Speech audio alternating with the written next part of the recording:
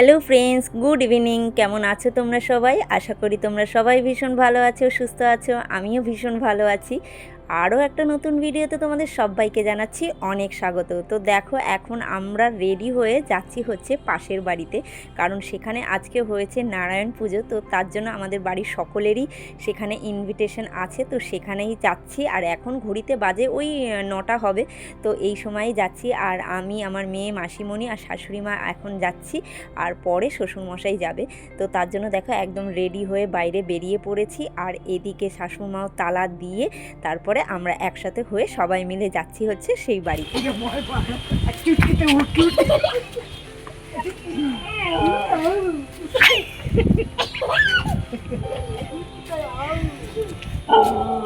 তোমার ডাকছে। আর বাড়িটা যেহেতু একদম আমাদের পাশের বাড়িতেই, তো তার জন্য একদম টুক করে বাড়ি থেকে বেরিয়ে একদম চলে এসেছি। আর এখানে খুব ভক্তি ওর ঠাকুরের উপর, ভীষণ ভীষণ ভালো মেয়ে। কি বললি ঠাকুরকে? কি বললি ঠাকুরকে? বিদ্যা দাও, বুদ্ধি দাও। ওইটাই এখন দরকার, আর কিছু। শেয়ার করে দিলাম। তো আমার না ভীষণ পছন্দ হয়েছে ডেকোরেশনটা, এত ভালো লাগছে দেখতে, মানে ভীষণই সুন্দর লেগেছে, নতুনত্ব লেগেছে। তো তারপরে দেখো একদম সোজা নিচে চলে এসেছি। নিচে ওদের খাওয়া দাওয়ার ব্যবস্থা ছিল। নিচে যাওয়ার আগে আর একটা জিনিস শেয়ার করি, যে এখানে নারায়ণ পুজো হয়েছিল, তো এইটাও শেয়ার করলাম তোমাদের সঙ্গে। তারপরে তো অনেক দিন বাদে এই বাড়িতে এসে আমার মেয়ের তো ভীষণ মজা। তো ও তো নিব্বি নিজের মতন খেলা করছে, যেন মনে হচ্ছে নিজের বাড়ি, তো আপন মনে খেলা করছিল। তো তারপরে তোমাদের সঙ্গে এই ঠাকুরের দৃশ্যটা একটুখানি শেয়ার করে সোজা চলে এসেছি একদম মানে নিচে এখানে খাওয়া দাওয়ার ব্যবস্থা ছিল। তো আমাদের খাওয়া দাওয়ার মেনুতে ছিল খিচুড়ি, আলুর দম, চাটনি, পাঁপড়, পায়েস। তো খিচুড়িটা তো ভীষণই ভালো হয়েছিল। তো তারপরে দেখো আজকে হচ্ছে নেক্সট ডে, আর সকালবেলায় ঘুম থেকে উঠে ফ্রেশ হয়ে ভিডিওটা স্টার্ট করছি। আর এখানে দেখো মেয়ের সকালবেলার দুধ বিস্কুট একদম রেডি, আর আমি তো সকালবেলায় উঠে ফ্রেশ হচ্ছিলাম। আর সেই সুযোগে আমার মেয়ে কী করছে দেখো, ঘুম থেকে উঠেই চলে এসেছে। কী করছিস সেটা? হ্যাঁ, সকাল সকাল উঠে কি করছিস? আমি এখন হাতে নেল পলিশ করব। হাতে নেল পালিশ করবি? কি দিয়ে? কালার দিয়ে হাতে নেল পলিশ?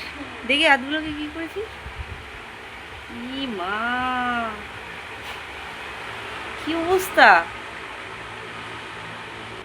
কি অবস্থা ওটা তোর? এখন আমি কালার করব, এখনো আমি কালার করতে গেছে। তা খাবি কখন? খাবো তুমি, ঠান্ডা হবে যখন দুধ। চল, দুধ ঠান্ডা হয়ে গেছে। নেল পলিশ করতে বিয়ে বাড়ি আছে। বিয়ে বাড়ি আছে? কি অবস্থা! গঙ্গায় যাবি না? গঙ্গায়? যাবো তখন কি সাজুগুজু করছি ও, গঙ্গায় যাওয়ার জন্য এটা সাজুগুজু হচ্ছে? তাই সাজুগুজু তো করিনি আগে। আর এদিকে আমাদের সকালের ব্রেকফাস্ট, আমাদের বলতে আজকে তো আমার আর শাশুড়ি মায়ের উপোস। তো বর আর শ্বশুরের জন্য হচ্ছিল রুটি আর তরকারি। তো তার জন্য এদিকে শাশুড়িমা সকালের ব্রেকফাস্টটা চটপট করে বানিয়ে নিয়েছে। আর এদিকে আমার মেয়ে দেখো কালার দিয়ে নেল পলিশ করেছে। ও করলো এই কীর্তি সকালবেলা উঠেই। তো তারপরে দেখো চটপট করে ওকে খাইয়ে দাইয়ে নেব, কারণ আমি তো এখন ওকে খাইয়ে দাইয়ে এখনও ঘরের যাবতীয় বাসি কাজ পড়ে আছে। তো খাওয়ানো দাওয়ানো কমপ্লিট করে সোজা চলে এসেছি নিজের ঘরের যেটুকু কাজ বাকি আছে। তো দেখো আমার ঘরের এই অবস্থা, জাস্ট ঘুম থেকে উঠেই ফ্রেশ হয়েছি, তো ঘরের কোনো কাজে এখনও হাত দিতে পারিনি। তো মেয়েকে খাইয়ে দাইয়ে রেডি করে তারপরে চলে এসেছি সোজা সকালের ঘরের কাজগুলোকে কমপ্লিট করতে। তো এখানে ঘরের যাবতীয় যা কাজ আছে সেগুলোকে একটুখানি কমপ্লিট করে তারপরে সোজা চলে যাব গঙ্গায়। তো আজকে যেহেতু নীলষষ্ঠী পুজো, তো তোমরা কারা কারা সন্তানের ভালোর জন্য মঙ্গল কামনা করে উপোস করেছো তারা অবশ্যই কমেন্ট করে আমাকে জানিও। আমি তো আজকে উপোস করেছি। তো তার জন্য দেখো একদম চটপট করে যেই কাজগুলো বাকি সেগুলো কমপ্লিট করে সোজা যাব গঙ্গায়, কারণ এখন ঘড়িতে বাজে ওই 10:30 এরকম। কারণ এখন যা বাইরে গরম আর রোদ, তো তার জন্য ভাবছি যতটা তাড়াতাড়ি যাওয়া যায়, যত তাড়াতাড়ি যেতে পারবো আবার তত তাড়াতাড়ি আসতেও পারবো।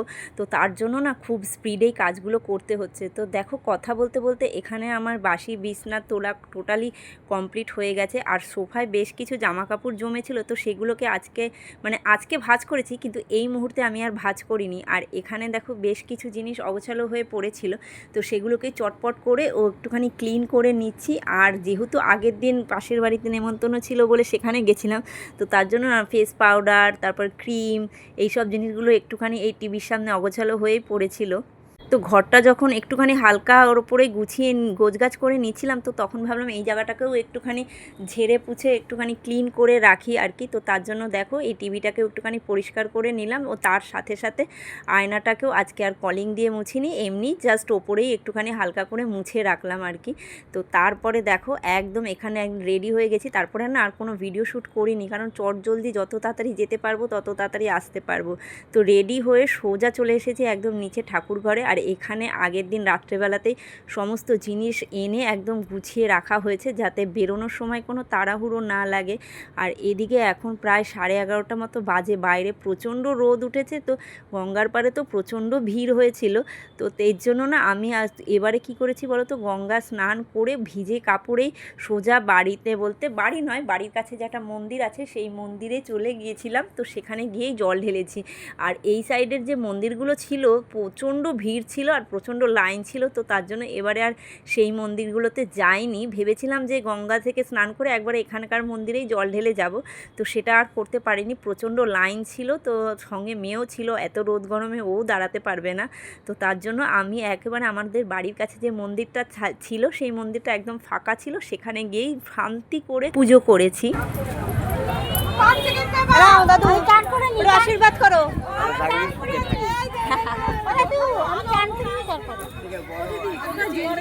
তো তারপরে দেখো এখানে গঙ্গা স্নান কমপ্লিট করে সোজা চলে গেছিলাম মন্দিরে। আর যাওয়ার পথে তোমাদের সঙ্গে একটুখানি শেয়ার করলাম যে মন্দিরে গঙ্গার ঘাটগুলোতে কীরকম ভিড় ছিল। তো তারপরে দেখো আর কোনো ভিডিও না করে সোজা মন্দিরে চলে এসেছি। আর দেখতে পাচ্ছ মন্দিরে যে পুজো করছে সে কত ছোট, কিন্তু ছোট হলেও এত সুন্দর পুজো করেছে না, মানে কি বলবো। তোমাদের সঙ্গে পুজোটাই পুরো শেয়ার করেছি, তোমরা দেখতে থাকো।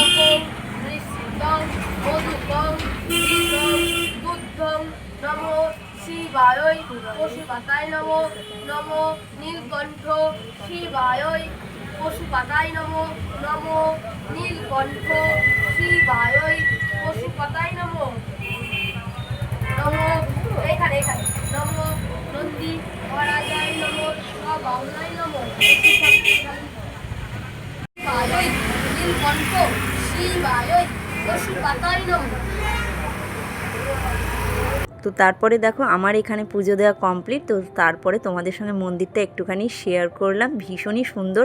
তো আমি এবার থেকে ঠিক করেছি প্রতি বছর প্রত্যেক মানে নীলষষ্ঠী বলো শিব পুজো বলো এখানে এসেই আমি শান্তি করে পুজো করব, কারণ এখানে কোনো ভিড় থাকে না, কোনো লাইন থাকে না, তো বেশ ভালোভাবে সুন্দরভাবে পুজো করা যায়। তো তারপরে মন্দির থেকে পুজো করে এসে ড্রেস চেঞ্জ করে তারপরে সোজা চলে এসেছি নিচে ঠাকুর ঘরে। তো এখানে আগে গোপালের সেবাটাকে দিয়ে নেব, তো তার জন্য গোপালকে চটপট করে স্নান করিয়ে সুন্দর একটা ড্রেস পরিয়ে সাজুগুজু করিয়ে দেব। তো দেখো এখানে টোটালি আমার গোপালের স্নান করানো কমপ্লিট। আর আজকে গোপালকে সুন্দর একটা রেড কালারের ড্রেস পরিয়েছি, এই ড্রেসটাও হাতে বানানো।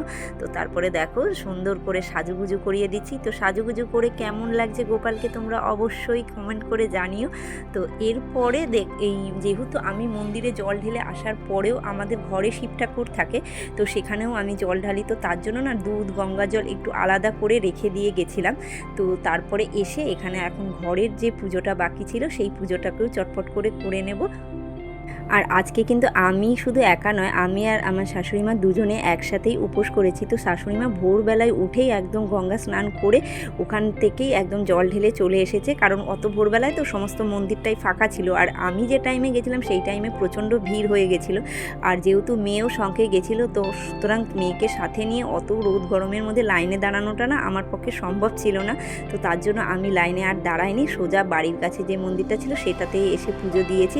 তো তারপরে দেখো কথা বলতে বলতে আমার এখানে ঘরে শিব ঠাকুরকেও পুজো দেওয়া কমপ্লিট হয়ে গেছে। আর আজকে দেখো আমাদের কাছে কত ফুল ফুটেছে, তো সেটাই তোমাদের সঙ্গে একটুখানি শেয়ার করলাম। আর এদিকে দেখো আমার সমস্ত পুজো দেওয়া মোটামুটি কমপ্লিট। আর এবারে ফুল দিয়ে সমস্ত ঠাকুরকে সুন্দরভাবে একটুখানি সাজুগুজু করিয়ে দিলাম।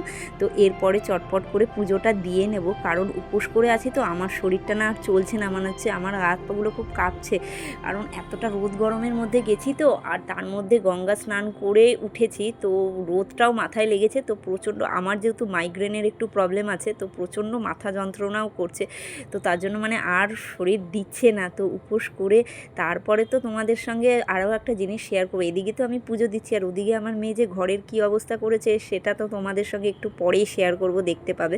তো দেখো এখানে ফুল দিয়ে সমস্ত ঠাকুরকে সাজুগুজু করা কমপ্লিট। এবারে শুধু ফলগুলোকে কেটে ঠাকুরের সেবাটা, দুপুরে ঠাকুরের সেবাটা দিয়ে নেব। আর এদিকে দেখো বাবা যেহেতু আগের দিন একটা তরমুজ এনেছিল, তো শাশুড়ি মা বললো আজকে এই তরমুজটাই কেটে দিতে। তো তার জন্য দেখো এই তরমুজটাকে খুব ভালোভাবে ধুয়ে এনে তারপরে এখানে কেটে ঠাকুরকে সুন্দর করে সাজিয়ে দেব। তো তোমরা এরপরে পুরো ভিডিওটা দেখতে থাকো। আর আজকের এই উপোসটা মানে নীলষষ্ঠীর উপোসটা কিন্তু সকল মায়েরা তাদের সন্তানদের উদ্দেশ্যে কিন্তু এই উপোস করে থাকে। সকল মারাই চায় তার সন্তানরা যেন ভালো থাকে, সুস্থ থাকে, সকল সন্তান আর পরিবারের সকল মানুষরাও যেন ভালো থাকে। আজকের এই উপোসটা সকল মায়েরা করে থাকে। তো সেরকমভাবে আমিও আমার মেয়ের মঙ্গল কামনার জন্য আজকের এই উপোসটা করেছি। তো ভগবানের কাছে শুধু আমার মেয়ের জন্য নয়, সকল মায়েদের তাদের সন্তানের জন্য কামনা করি তারা যেন সকলে ভালো থাকে, সকলে সুস্থ থাকে, জীবনে অনেক বড় হয়। তো এই কামনা করেই আজকে আমি আমার এই পুজোটাকে তোমাদের সঙ্গে শেয়ার করলাম। তো তোমরা প্লিজ কেউ ভিডিওটা স্কিপ না করে পুরো ভিডিওটা দেখতে থাকো, আশা করি তোমাদের ভিডিওটা ভালো লাগবে। তো দেখো এখানে সমস্ত ফল কেটে একদম গোছগাছ করে ঠাকুরের সেবাটা আমি দিয়ে নিলাম। আর এদিকে দেখো যেহেতু বলে নাকি যে ভোলে বাবার বাতাসা খুব পছন্দ, তো তার জন্য আজকে সকল ঠাকুরের পাতেই একটা করে বাতাসা দিলাম। তো এরপর দিয়ে লক্ষ্মী ঠাকুরের বাটাটা লক্ষ্মী ঠাকুরের কাছে আর গোপালের বাটাটা এর উপরে দিয়ে সুন্দরভাবে সাজিয়ে গুছিয়ে আজকের পুজোটা তোমাদেরকে দেখালাম। তো অবশ্যই তোমরা জানিও যে কেমন লাগলো। তো এরপরে দেখো পুজোটাকে দিয়ে নেব। পুরো পুজোটা তো আর তোমাদের সঙ্গে শেয়ার করতে পারিনি, পুরো ভিডিওটা যদি শেয়ার করতে যাই তাহলে ভিডিওটা অনেকটা বড় হয়ে যাবে। তো তারপরে দেখো এখানে আমার মেয়েও চলে এসেছিল নিচে, তো ওকে আমি ডেকেছিলাম কারণ জানি না ওকে আবার একা উপরে রেখে দিয়ে আসলে ও কী অত্যাচার করবে। তো তার জন্য ওকে নিয়ে এসেছিলাম, আর ও আমার ক্যামেরাটা এখানে ধরে দিয়েছিল। তো তারপরে দেখো সমস্ত পুজো আমার এখানে কমপ্লিট, আর এদিকে লক্ষ্মী ঠাকুরকেও খেতে দেওয়া কমপ্লিট। তো তারপরে সমস্ত ধূপকাঠির ধোঁয়াটাকে একটু সারা ঘরে ঠাকুরকে দেখিয়ে দিলাম। সাথে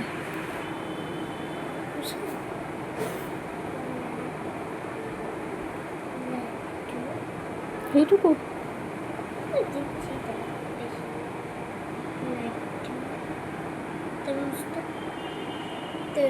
ব্যাস, থ্যাংক ইউ।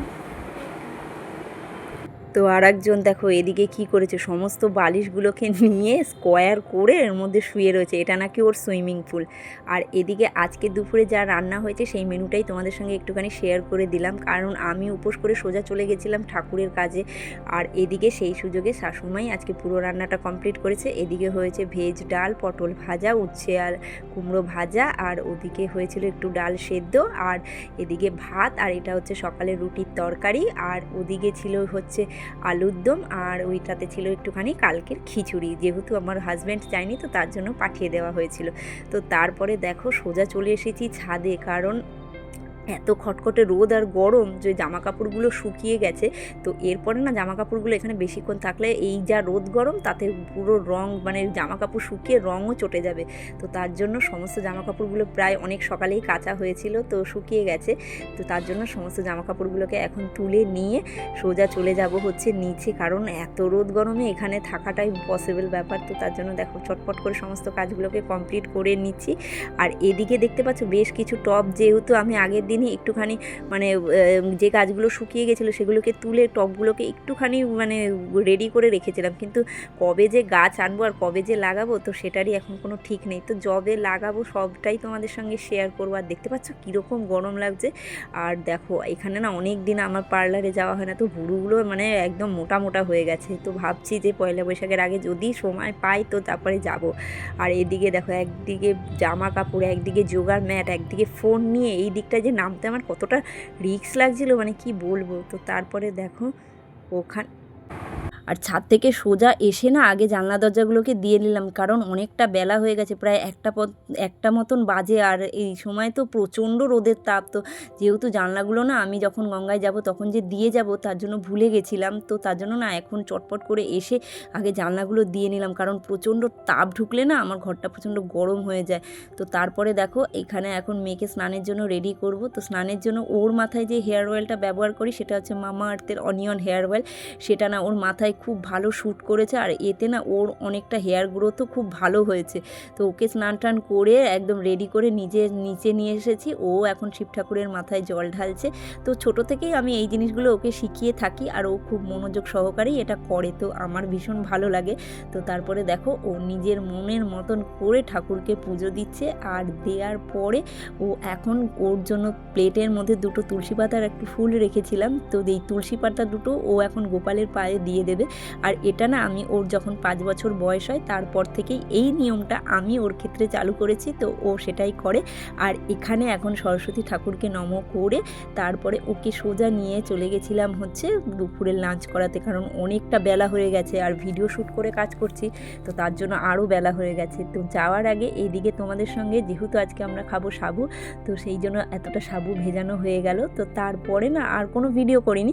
এখন বাজে হচ্ছে বিকেল 5টা। তো এখন আমি মেয়েকে নিয়ে যাচ্ছি হচ্ছে যোগা ক্লাসে। তো যাওয়ার সময় একটা সুন্দর জিনিস দেখলাম, এটা হচ্ছে গাজন, এটাকে বলে গাজন।